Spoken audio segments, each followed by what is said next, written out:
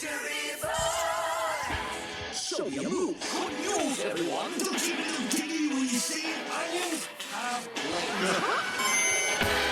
Welcome to 20th Century Boy. My name is Michael Combat, and this is the inside of my mind. Welcome to another episode of 20th Century Boy. My name, of course, is actually Radio Mike, not Michael Combat, but each week on this podcast, someone sends in an alternative name.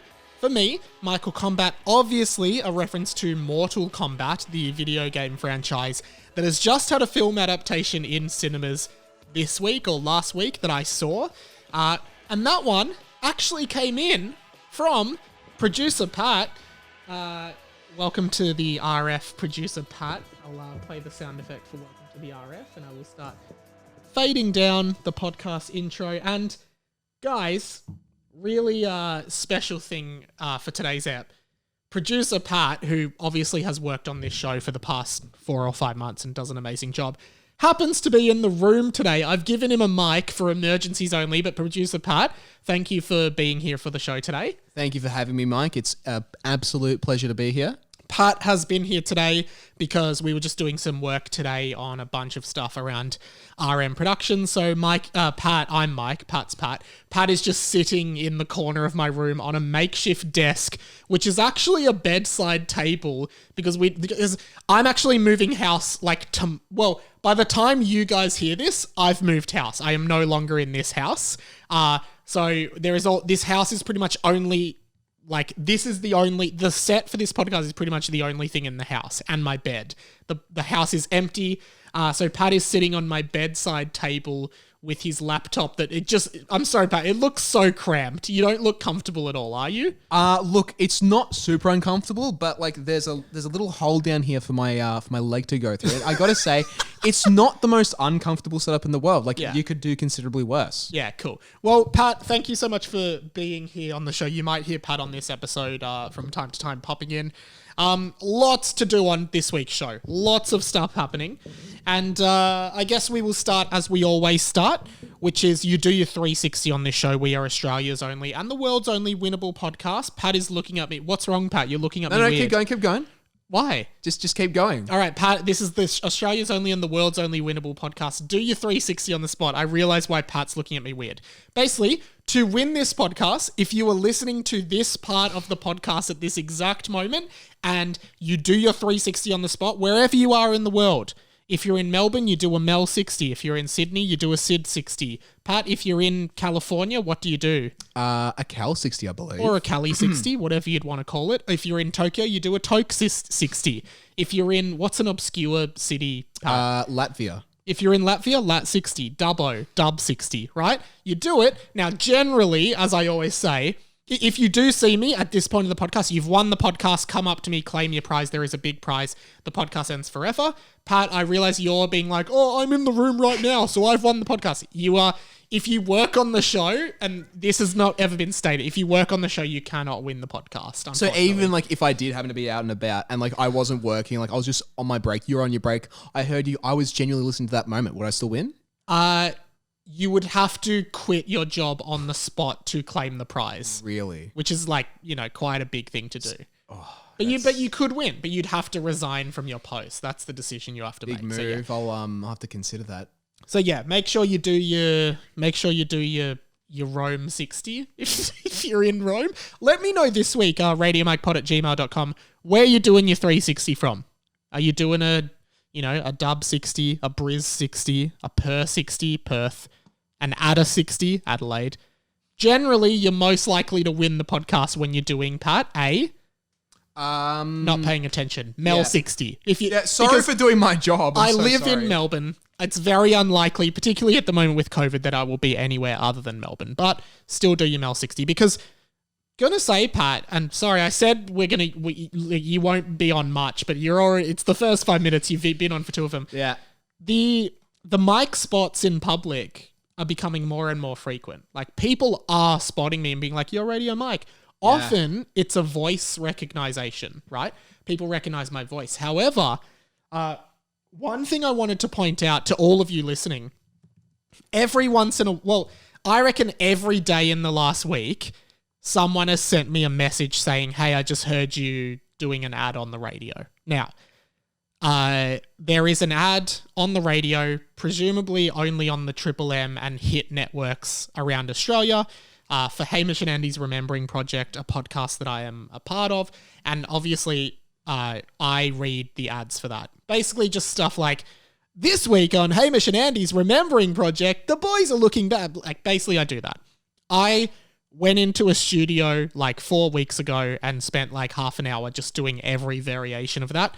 So I have actually never heard the ads. Everyone is sending me messages being like, heard you on the radio, heard your voice on the radio, heard you on the radio, right? I've never heard the ads. So yesterday, no joke, I actually went for a drive and I was like, for the first time in my life, I'm like, I'm changing the station if it's not ads. Like, I'm only going to the station playing ads because I'm like, I want to hear this ad. It must be playing once every bloody, 10 minutes because every day I'm getting a message. Drove around for like an hour, didn't hear the ad once. So I am still yet to hear the ad that everyone is hearing of me being like, this week on Hamish and Andy, the boys are bloody up to no good this. So if you've heard that ad or if you hear that ad when you're driving in your car, please record as much of it as possible and send it to me so I can actually hear what's going out there into the world. That is my mission for you guys this week. Guys, there is a segment okay, this podcast, I'm sure you will agree, which I haven't done my actual intro, which is that this podcast is a podcast about me, Radio Mike. It is an AV log, an audio-visual log. Full videos of this go up on my YouTube channel, Radio Mike. This is an AV log about me, my life as a 26-year-old person trying to make his way through the rough and tumble of living life. And the rough and tumble of living life has been pretty tricky. Obviously, with the move, it's really annoying. I'm moving back to my parents for a bit because we got booted out of this house for reasons beyond our control, which is an off-air conversation. If you'd like to talk about it, I will let you know, but I'm not going to talk about it on air. So I'm moving back to my parents. So I have to basically set up my podcast set at my parents and do my podcast in future when my parents are my dad's working inside and I'm just going to be talking about Kermit the Frog and my dad's going to be doing his proper job and he'll be like, what are you doing, mate? And I'll just continue to be the disappointing son of the family. But anyway, that's totally fine. On this podcast, there are lots of regular segments. Segments within segments within segments. Pat, what's your favourite segment in the history of the show out of interest? Oh, that is a good question. I've been listening since day one. And I mean, look, my favourite part of the podcast used to be the characters, who you can see in the Mike's podcast, exclusive to patreon.com/Radio Mike. Please give us money. Yes. But I don't know, man. I really can't pick a favourite. There's so many good ones. What's one that comes to mind? I think Pokemon Australia Edition was a great thing. I think Well, you know what you were supposed to say? A segment we haven't done in a while, and it's called Lost in Translation. Lost in Translation. It's Lost in Translation. You knew we were doing it, Pat. That's why I was kind of baiting you to just say it so I could press the opener. He didn't catch on, guys. Yeah, well, you can never trust your editors, can you? Yeah. Lost in Translation, a segment I don't think we've done Lost in Translation in 2021. I think this is Lost in Translation's first appearance for the year. How does Lost in Translation work, I hear you ask? Oh, I didn't realize you were asking me. Yeah, I was asking you. Hang on, isn't this your podcast? Okay, Lost in Translation is this great segment on the show, if I do say so myself. It came out of my brain. Basically, Lost in Translation. I choose a famous song. Pat, name a famous song. You need to be on your feet more, Pat. Hey Jude by the Beatles. Hey Jude by the Beatles. Great example. Hey Jude by the Beatles. I choose a famous song. Hey Jude by the Beatles. I choose a known part of that song. I take the lyrics. I put them into Google Translate. I translate them between 20 different languages and back to English, and whatever is spat out by Google, I then play to you. You then have to decode the song that was translated. Basically, you have to figure out what that song originally was and what lyrics I originally put into Google. A hard game, has proved difficult for listeners of the podcast in the past. Some listeners have had a pretty much perfect run. They've got every single one, because sometimes I do give clues. So, this week, and for the first time in 2021, we are doing Lost in Translation to kick off the show because it's a ton of fun. How much fun is it, Pat? Oh, a whole lot of fun. Please don't fire me. Oh, well, I wanted specifics. It's a ton. Anyway, basically, this week's Lost in Translation, here is a couple clues for you. basically, this song is a well-known song for most people who were kids in the 90s. A lot of people who were kids in the 90s and early 2000s would know this song. But a clue is this song would never have been at the top of any pop music chart or anything like that. But a lot of kids would have known this song and probably still know this song. So, without further ado, Google, could you please initiate the translation process protocol? Initiating translation process protocol. 22% complete. 50% complete. 77% complete. 100% complete. Translation result is... I want to be good at being able to do this. It was my biggest problem. I want to be good at being able to do this. It was my biggest problem, is the lyrics that have been lost in translation.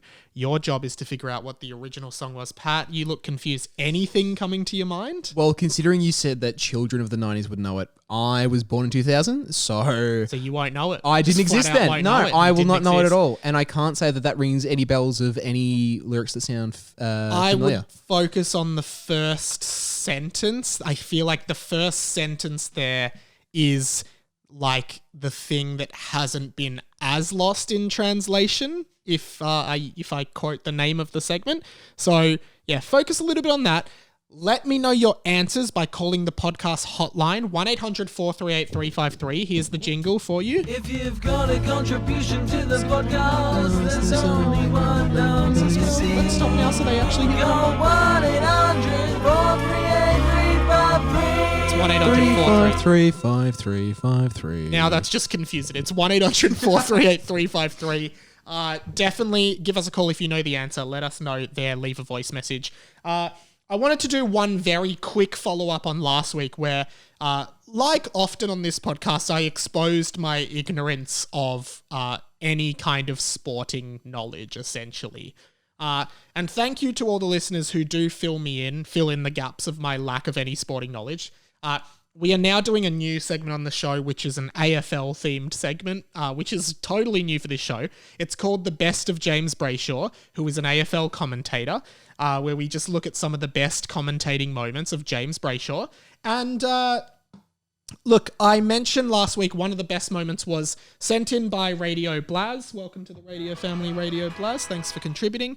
And it was just basically James Brayshaw pretty much just going, sausage, sausage, sausage, just saying sausage. I remarked that I didn't know why he was saying sausage. To the rescue comes Radio Matt Noble. Welcome to the radio family, Matt Noble. Pat, why aren't you clapping for a new member? I'm so sorry. Welcome, Matt Noble. Well, Matt Noble, thank you. Radio Matt Noble on the YouTube version of the podcast sent a comment. A lot of footy hardcores dislike James Brayshaw. Can't see why. He seems amazing, so animated. How can you hate anyone who says sausage? Yeah, exactly, right? They dislike him for being a bit silly. And, I mean, yelling out sausage, a little bit silly. I would agree with that. A little bit of fun. But Matt Noble goes on. Personally, I want the footy to be entertaining, not just straight-faced analysis, which is why I love James Brayshaw.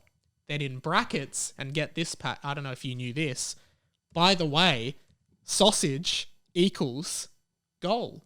Really? A sausage in AFL is apparently a goal. I said, what is the logic between sausage being goal? It's like, Matt Noble goes on, it's like a tally system. Straight vertical lines look like snags, right? And basically, like in AFL, there's 4 goalposts next to each other. So I guess they look like sausages. So I guess a goal is a sausage. That's the Aussiest thing to say. Oh yeah, it looks like a snag. We'll just call it a sausage. We just call it a sausage. So a goal is a sausage. Thank you, Matt Noble. Please feel free to send in at any time your favourite best of James Brayshaw moments. We launched a lot of segments last week, and they've all proven very popular, including this next one, which all started when I watched the Muppets movie and became obsessed with the song Rainbow Connection. This segment is called Pondering Like Kermit. Hey ho, Kermit the Frog here. It's Pondering Like Kermit. What is the point of this segment? Okay, lots of explaining on this podcast, don't you reckon, Pat? Which is like, I feel like I always have to explain to people what we're doing because this podcast is so stupid. I mean, look, if the listeners aren't willing to have it explained once again, then really, I think they're horrible listeners. Yeah, and they should stop listening. No, please don't keep stop listening. listening. Don't Please stop. keep listening. Don't No, stop. Keep listening. In fact, listen to this twice. I need my job. Basically, Pondering Like Kermit is this segment in which you basically, at the start of the song Rainbow Connection by Kermit the Frog, essentially, Kermit the Frog is just pondering. Like, he sings, "Why are there so many songs about rainbows?" Yeah, he's singing a song, but, like, he's also just pondering a fact. Pondering a fact. Why are there so many songs about rainbows? Somewhere over the rainbow. Rainbow Connection. In Rainbows, In the Rainbows, album. the album by Radiohead. Yes, of course. So I asked you guys, send in your Pondering Like Kermits. Someone sent one in last week. It was, why are there so many remakes of Godzilla? And then we talked about Godzilla. It's sort of a springboard for discussions, right? Now, one person submitted, and I don't know this person's name. You didn't leave your name when you sent a message to the podcast phone number, but welcome to the radio family anyway. So Radio Anon, I guess. And Pat, I'd actually be interested. You should have a listen to this because you've definitely, this person understands the segment, right? He understands what you're supposed to do, but what he doesn't understand, I think, and no offense, like this was a great submission, except you didn't understand that you're supposed to do it to the tune of Rainbow Connection. You're not supposed to just like meander a melody that you've come up with. no. This is what was submitted.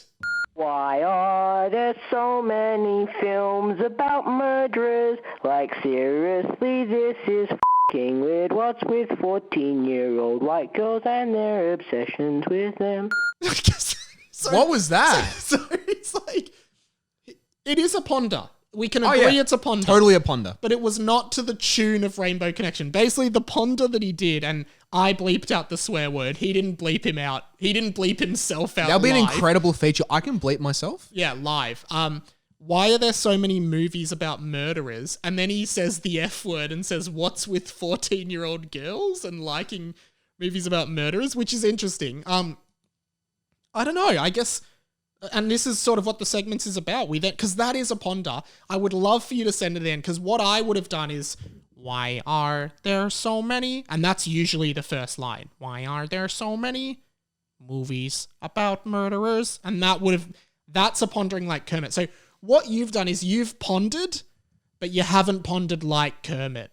That's the issue, I think, Pat. He hasn't pondered like Kermit. He's just generally... He's just pondering. Yeah, and the conceit of the segment is, yes, you are here to ponder, but you are supposed to be pondering like Kermit. Pat, ponder like Kermit for us. Why are there so many people moving houses? Yeah, that's a ponder like Kermit. Now, here's that as a ponder, but not like Kermit. Why are there so many people moving houses, right?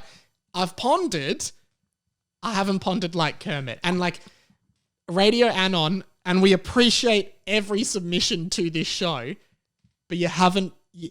You've done 50% of the homework, basically. You've handed in your assignment. You haven't done the whole assignment. I would say this is more lamenting than pondering. Oh, I don't know. I think he's pondering. Like, I do think he's pondering. He's just not pondering like Kermit. No. Why are there so many people not pondering like Kermit? You can fit anything in, really. Feel free, use as many syllables as you need. But yeah, like... I will answer your question. Why are there so many movies about murders? I think as people, we are just like, we're interested in death and murder. Like, we're interested in the gruesome and the gory because I think it shows us how crazy life can bloody be. That's what I'd say. That's my answer to you.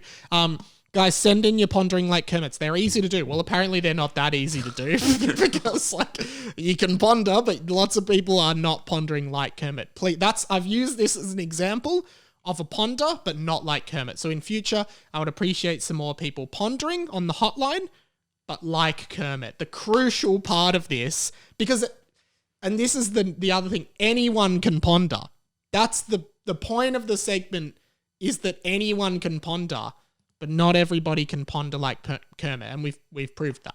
So next week, I want a new Pondering like Kermit. Can be from you, Radio Anon. Leave your name this time. Maybe even justify why you did what you did, because I'd be interested in that. But please do it in a Kermit fashion. Thank you. Huge news in the world. I think I'd just say the world. The world. Huge news in the world. World news.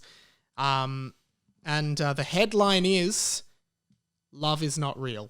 Bum, bum, bum. And the reason I say this, and you know, over your life, take it from me. I'm 26. I've lived a long and happy life. Over your life, you might fall in love many times, several times, maybe one time. Have I been in? I try not to fall in love, because it's easy to get hurt. And I'll tell you who knows that really clearly. Bill Gates. Because Bill Gates and his soon-to-be ex-wife, Melinda Gates, proved to the world in the last week that love is not real. And you know why? Bill Gates, one of the richest people in the world, cannot stay married. Now that's pretty incredible, isn't it? That's like, you have billions and billions of dollars. You could invent a love potion, but you don't. And now you're getting a divorce. If Bill Gates, one of the richest and most successful people in the world, can't keep a girl, who can? Who can? No one is safe when it comes to love, especially Bill Gates. And this totally shocked me, because I guess we're conditioned to think that, you know, the more money you have, the easier it is to like, because they say, I guess this is where I'm getting at. They say, at least in Australia, that most divorces in Australia or relationship breakdowns, like romantic relationship breakdowns, come down to money, right? People arguing over money. Bill Gates is a billionaire and he's still got a divorce. What are they arguing about? Having too much money? I just don't understand how he's like, how could Bill Gates get a divorce? He can literally pay for anything. Like, all his problems can be solved by money. Someone fill me in on how you can get a divorce when you're a billionaire. No, this is so disrespectful to all the billionaires out there. I'm sure you're great people. Oh no, the billionaires, the one people we have to worry about. No, billionaires are not great people. I actually think it's you don't become a billionaire without, like, to become a billionaire, at some point you have to do something dodgy. Like, you don't just become a billionaire by accident. You have to, like, unethically get there. There are no ethical billionaires. So I guess my point is, love is dead. If a billionaire can't stay married or can't stay in a relationship, none of us can. And if you were planning on falling in love in any time in the near future, can I recommend not doing it? Because you know what? Even if you have $1 billion, you'll still get a divorce. Bill and Melinda Gates, my heart goes out to you, because also the other thing is, like, one, you're dividing up your fortune, which I guess is fair, because, like, you know, you're both going to still be billionaires, which is fine. I guess my thing is that, like, if Bill Gates goes on Tinder, for instance, he knows that everyone matching him knows who he is and knows he's a billionaire. You could never trust that someone actually loves you for you and not to get a piece of the Bill Gates pie, the Microsoft pie. Do you think Bill Gates makes pie charts on Microsoft Excel? I don't know why I did that. I said that. That was stupid. He probably does, though. I don't know, but I'll tell you what, he definitely wouldn't be interested in apple pies, well, that's for sure. Oh, I see what I did there, competing companies. Yeah, I did. Good, I just had to make sure. Bill Gates must know that every woman who shows an interest, like, he's like 70 as well. Why get a divorce at 70? I'm sorry, Bill Gates, come on. Like, why are you getting a divorce at 70? That's such a strange thing for me to wrap my head around. Like, you're 70, man. You're going to be dead in 10 years. You're not going to live a new life by then. Why are there so many 70-year-olds getting divorced? Like, but seriously, why would you get But if you're still married at 70, just be like, this is fine. You're not gonna. I'm sorry, Bill, but you're not gonna have like another life. Like you've got 10 years left. You may as well just stay with Melinda. I'm sorry to say you have 10 years. You know, at best you've got 30 years left, which is actually 30 years is quite a long time. Get a divorce. Get married again. I don't know. Anyway, Bill and Melinda Gates. Love is dead, guys. Love is dead. All right, I'm very upset about love being dead, but unfortunately we do have to move on with the show. And I guess a little update today on another segment that I guess kind of pseudo-replaced Lost in Translation. But hey, here we are doing them both on the show. It's a segment called this. It's this movie I think you like. It's this movie that I think you'll like. And I want to say at the top here, first of all, this segment is obviously based on the Vance Joy song Riptide, in which Vance Joy sings, "There's this movie that I think you like. This guy decides to quit his job and heads to New York City." We have gone on a long road with this. We did find out that movie is called Midnight Cowboy. And now we do a segment on the show where we recommend movies to each other through Vance Joy's method. Because basically, Vance Joy recommended the movie Midnight Cowboy to millions of people through his song Riptide, right? Which was a hugely successful song. Now we're doing that too. You know, choose a movie. Pat, did you want to do one this week? Just choose a movie and recommend it to people that they think they'd like. Okay, sure. Yeah. There's this movie that I think you'll like. This guy decides to leave his town and become an animator and do some really fucked up jokes in the meantime, and also put some sausages together in a piano and go, "Daddy, would you like some sausage?" I have no idea what that movie is. It's Freddy Got Fingered. No, don't tell. Oh. Now yeah, well, there you go, guys. Apparently it's that. Well, now there's no point even playing. Feel free to send your submissions in anyway. But anyway, Pat, and please, you're off for this segment because you just ruined the segment. Basically, Pat actually cut together a TikTok, because we are on TikTok, Radio Mike, follow us. Pat cut together a TikTok of the Vance Joy thing, which, like, honestly, we weren't expecting it to be big. It is on... I think it's at 40,000 views. It's on nearly up to 50,000. It's 49.1 thousand. I did say you were off for this segment, Pat. I don't know why you're still... sorry. I'll continue my vow of silence. All good. I also did another real TikTok, which I might cut in, I might not. But I basically, on YouTube, I did a review of the new Mortal Kombat movie. And in that, I had this little sketch about all movies based on video games are bad. And I basically just turned that into a TikTok, which now has 25,000 views. Weirdly, did not expect it.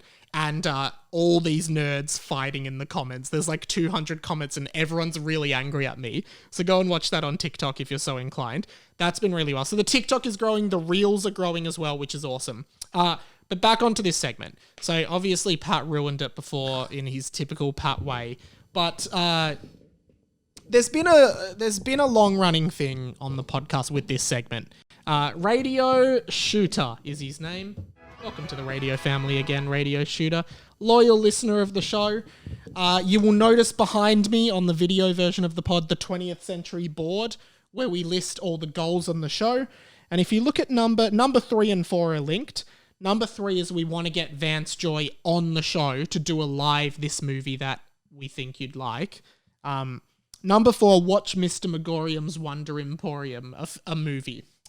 The reason for that is because essentially Radio Shooter, every time we do one of these, calls up the show and says he thinks it's Mr. Megorium's Wonder Emporium. And I called him out last week. I called him out for what it was. He was trolling the show. He was being a nuisance. He was making a mockery of the show and the segment. And frankly, I was sick of it. I called him out. And look, Shooter has sent a voicemail in to the hotline. And he has a retort. So look, I for the interest of free speech and, you know, due process, I want to give Shooter the chance to retort. Basically, the last instance of this was in response to Radio Kira's movie that I think you'd like. Hers was, there's this movie that I think you like. This guy decides to click his fingers and delete half the population, which I believe was, I said was Avengers Infinity War. Thanos does exactly that. And I thought that was correct. Anyway, Shooter's retort to all of this and being called out publicly on the show is as follows. Shooter, take it away, mate. Hello, Radio Mike. Radio Shooter here, responding to some pretty damning accusations. Honestly, just can't believe it. Here I am just trying to play along in this friendly game and get accused of being a troll. Just, mate, just brings tears to my eyes, just Sorry, trying mate. to play along. I don't even want to play this week. I mean, well, I do want to play because I'm pretty confident. It's pretty obvious that it's Mr. McGorium's Wonder Emporium, but yeah, just threw me, mate. Threw me. So, yeah, really rattled. Just disappointed. Just trying to play a game, play along with the radio family, but too hard for some, I guess. You better invite me to that Monopoly game as well, mate. Oh, yeah, so much happening in that. So, Shooter, pretty defensive there, and it's his right to maintain his innocence, of course. A few things about that. One, I'm sorry that I offended you, Shooter. We do appreciate your contributions to the show. And I'm still suspicious. The reason I am suspicious is because, and Pat, maybe you'll know. Oh, yeah? He said that this week, I don't even want to play this week, but I will play. It's pretty obviously Mr. Megorium's Wonder Emporium again. But I don't think there was one last week. So he's just... No, I don't remember one. He's just guessed on a blank week, which to me is very suspicious. But I'll give you the benefit of the doubt because, look, another voicemail did come in this week, and it was actually from Radio Kira, the original person to submit this. Welcome to the Radio Family, Radio Kira. And Radio Kira sent what is possibly the biggest curveball of all in regards to all of this. Radio Kira had this to say. Hello. It's Radio Kira here back again. Hey, Kira. I have a couple of things I would like to talk about. Okay. Firstly, I'm really sorry for not replying and saying the answer for this movie. I forgot. I would actually like to say that Radio Shooter was actually correct. Mr. Megorium's Wonder Emporium was the answer. Mike, you have not seen Mr. Megorium's Wonder Emporium, so you wouldn't know that this is what's happened. So, Radio Shooter, congrats, you won. That was the movie that I thought you'd like. So, Radio Kira has blown it out of the park by confirming that I was incorrect. She wasn't talking about Avengers Infinity War. She was, in fact, talking about Mr. Megorium's Wonder Emporium, and apparently Shooter knew that. And again, she's right. I have not seen Mr. Megorium's Wonder Emporium, so Pat, have you seen it? Yeah, last time I saw it was in year 8 when we were heading to camp. You couldn't remember it. You're going to have to watch it. I remember parts of it that I can say, does but not without someone spoiling. click his fingers and delete half the population? Because that's what's being alleged happens. I think there's only one way to find out, Michael. We're going to have to watch it, which is why it's on the 20th century board. But I'm suspicious. And I guess I've just thought of this. I wasn't originally going to do it. But Shooter, you did mention at the end there that you want to play the Monopoly game. Basically, last week I announced, and more on this later, but I announced on the show that I have never lost a game of Monopoly, and I would like to take on 3 members of the radio family in a Monopoly match. House rules. More on that later. Shooter, you said you better invite me to the Monopoly match. This is your official invite, particularly if you're in Melbourne. That makes it easy to play Monopoly with me. But here's what I will say. I'm going to watch Mr. Megorium's Wonder Emporium. And if there is no character if there is no event in Mr. Megorium's WE in which someone clicks their fingers and deletes half the population, you will have to play the Monopoly match in an outfit of my choice. That is what I'm saying, because, how do I know you haven't, worded Kira up to defend you, to back you? I don't know, Shooter. That's why I'm posing this challenge to you. You are officially invited to the Monopoly match. And speaking of the Monopoly match, Radio Whitey, welcome to the Radio Family, Radio Whitey. He would also like to play, so he could be one of your other competitors. And, Radio Whitey did have a little bit of a gripe with the whole house rules thing. he's basically saying like, no, you don't play house rules. You play by the rule book. That's how it works. And, all this stuff people think doesn't work. This is how it works. So I actually was intrigued because I guess like at no point in my life have I ever read the rules to Monopoly. Like, I don't know how Monopoly is supposed to be played. I guess just over time, like you play it as a kid and you just play however the person who teaches you to play teaches you, right? So I've just always played by the rules that I've grown up playing, but I don't think they are the official rules, which Whitey seems to know off by heart. So look, Whitey joined me on the line the other day because we couldn't line up the time. So I'm going to throw here to me chatting to Whitey about how Monopoly actually works. Enjoy this. Whitey joins me on the line now. Whitey, there was a bit of a resistance from you in the podcast Discord to play house rules Monopoly. Did you want to expand on that a little bit? Yeah, there was. Thanks, Mike. Thanks for having me on. I don't agree in any scenario with house rules Monopoly. I'm very against it, and it's an issue that I'm very passionate about. I don't like people making their own rules. The rules are there for a reason. The set comes with the rule book. It doesn't say make up your own. I've never gone to Crown and said I want to play up to 25 in blackjack because that's my rule. It's not how you play a game. I can tell that you're frustrated, and that I can understand the frustration. But can you? I think you're a reasonable guy. You can understand that. I think a lot of people just get Monopoly at some point as a kid, and their parents sort of teach them how to play the way that they were taught how to play. And I think it's just it's almost like just generationally families are passing on the house rules of Monopoly that they play, right? You can understand that, sure. right? Sure. Yeah. I mean, I think my issue is I've been testing this theory for a few years. I'm an only child, no siblings. And I think people with siblings are more likely to have added rules. There may be parents who had siblings as well. Maybe it is multi-generational. Yeah. But when I've looked around and found a lot of other only children, they also play by the correct rule set as well. That is very So I do wonder if there's a relation there.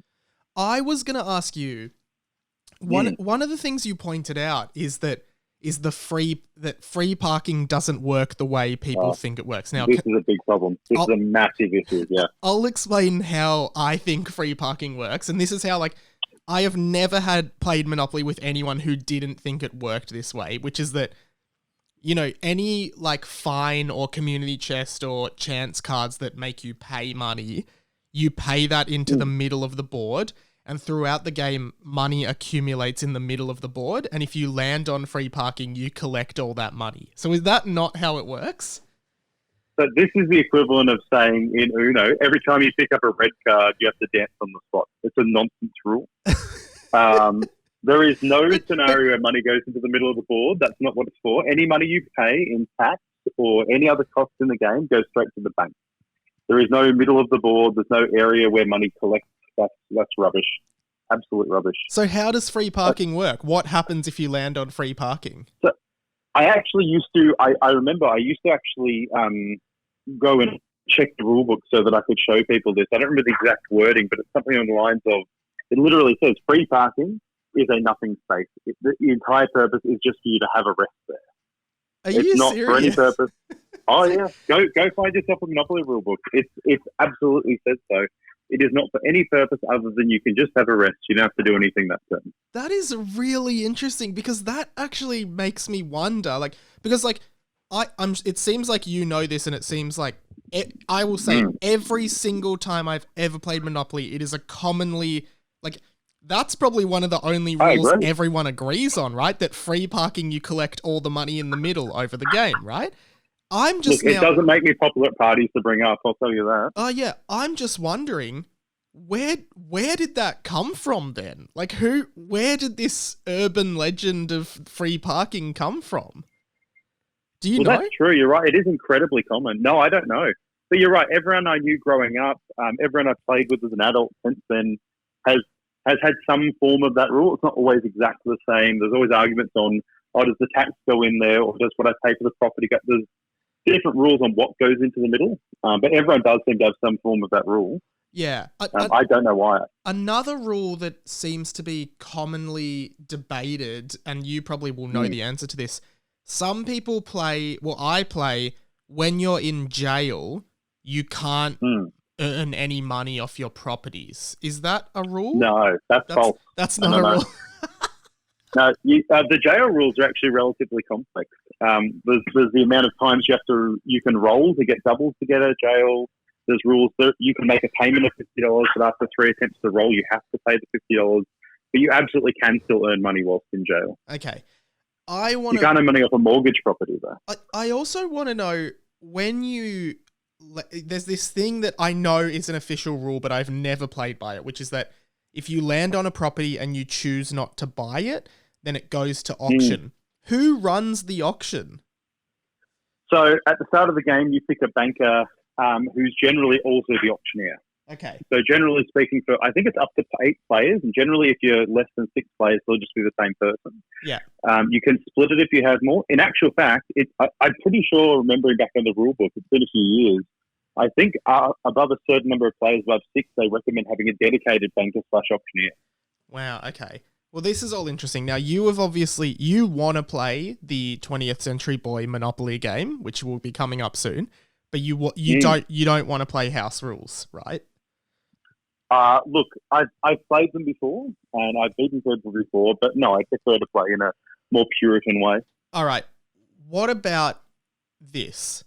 We will play the official Monopoly rules. It will be Simpsons Monopoly because that's what I've got, but we will play the official Monopoly rules Simpsons Monopoly version.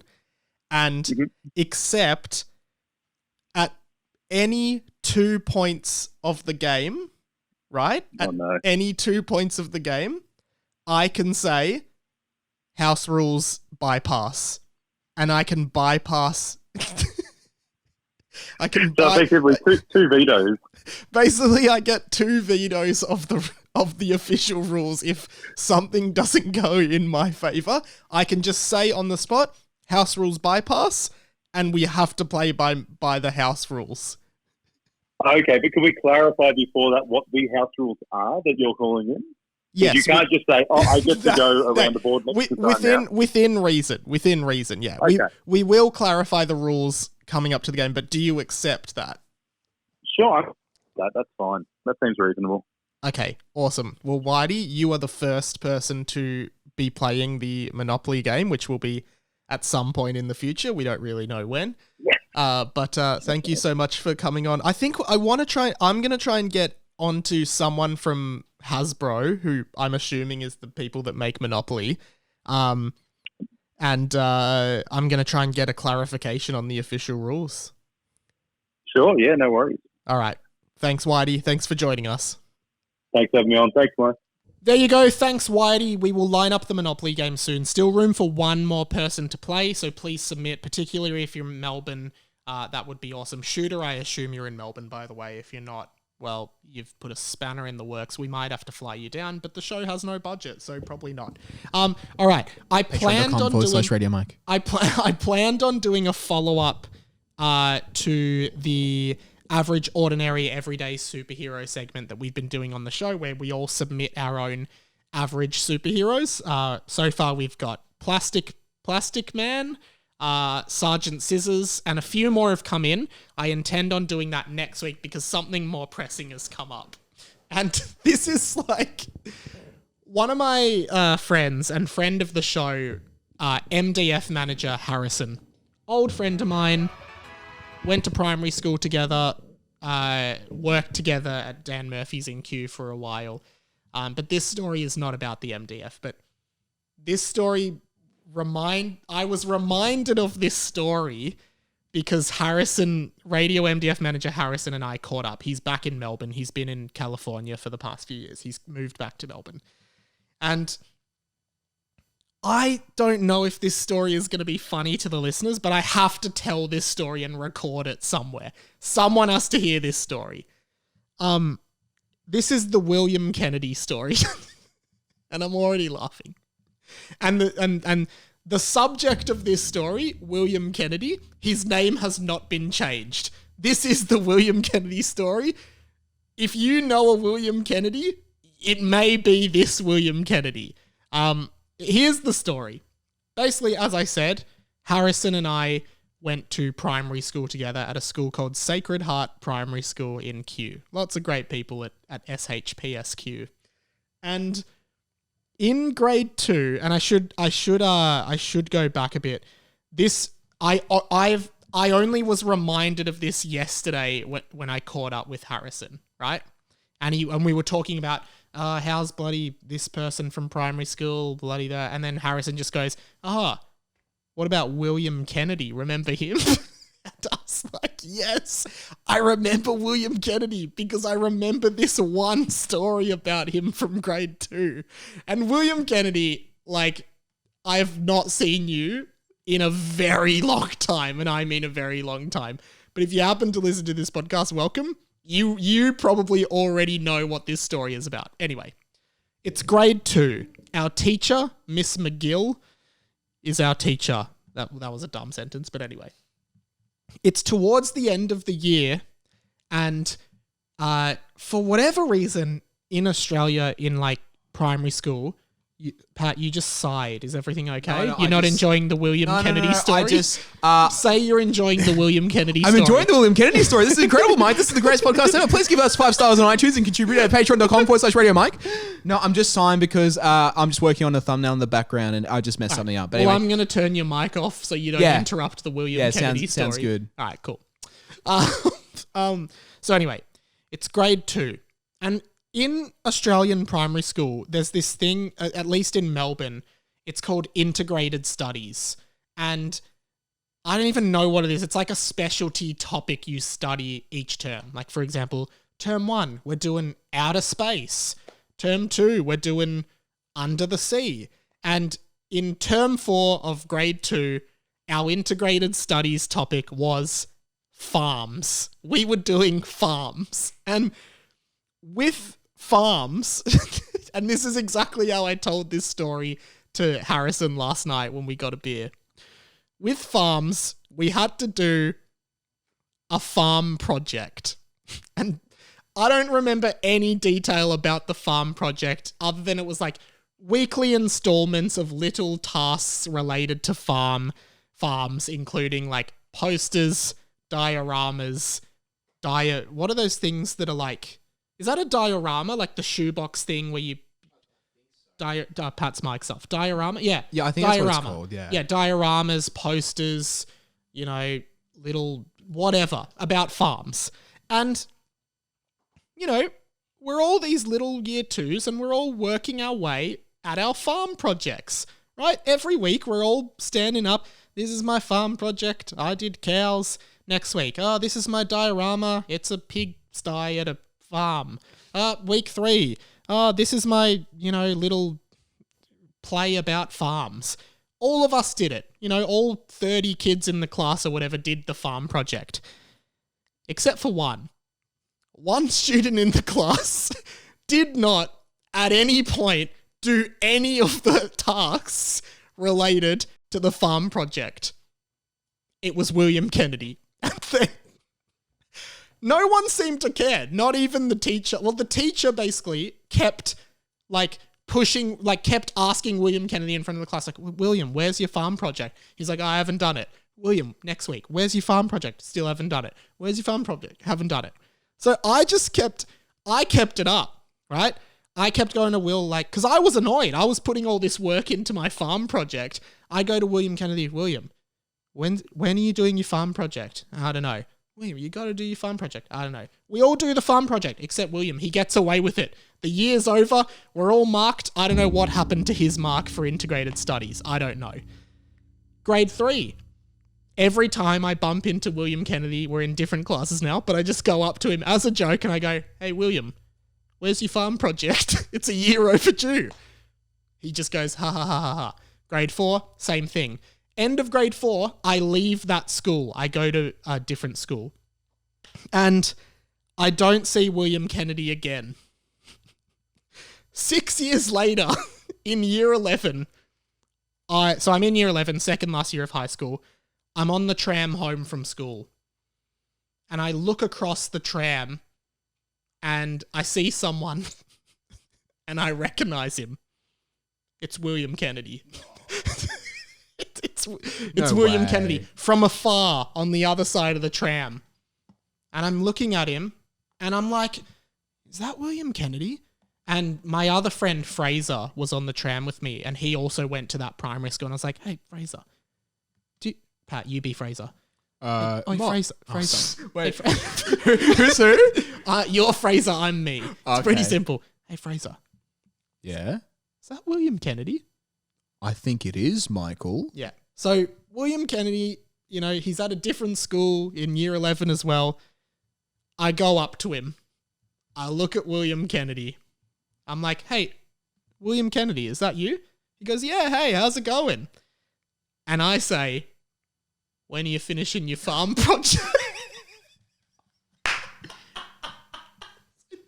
This is like 10 years after the farm project, but like, basically William Kennedy's whole legacy to me in my life is that he didn't finish his farm project.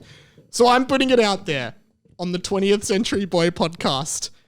William Kennedy, wherever you are now, I have not seen you. I reckon that time on the tram was the last time I saw you, which was 2011. So that was 10 years ago. So there was like, I saw you in grade 2, 3, and 4, 7-year gap to year 11, 10-year gap to 2021. So William Kennedy, I'm putting it out there. I will pay you money. If this somehow gets back to you, I will pay you money to finish your grade 2 farm project and present it on this podcast.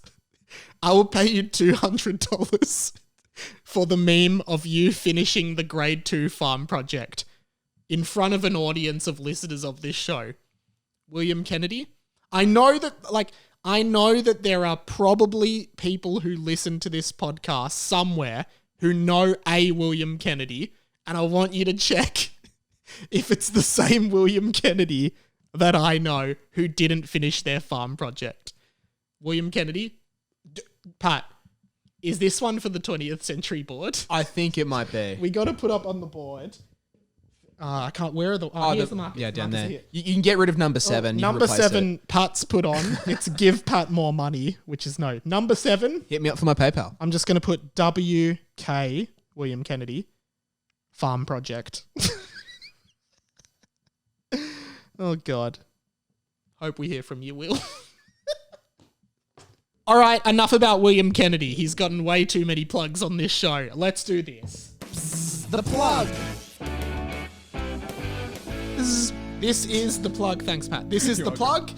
Basically where I plug everything I would like you to check out this week. And there is a bit Harry Potter and the Boys tomorrow with Pat. Pat is on and it was a really funny episode. It was great. I may be a bit biased, but I would go as far as to say best podcast episode ever made in the history of ever.